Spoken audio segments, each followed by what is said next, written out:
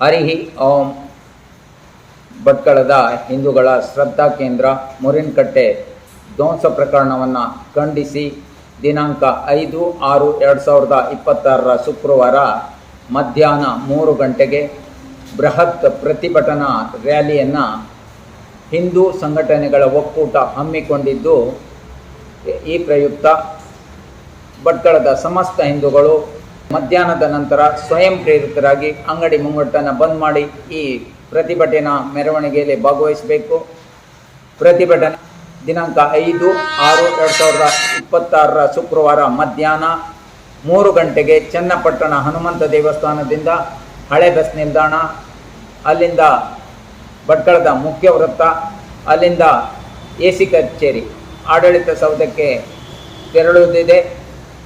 ಸಹಸ್ರ ಸಂಖ್ಯೆಯಲ್ಲಿ ಹಿಂದೂ ಬಾಂಧವರು ಈ ಮೆರವಣಿಗೆಯಲ್ಲಿ ಭಾಗವಹಿಸಬೇಕು.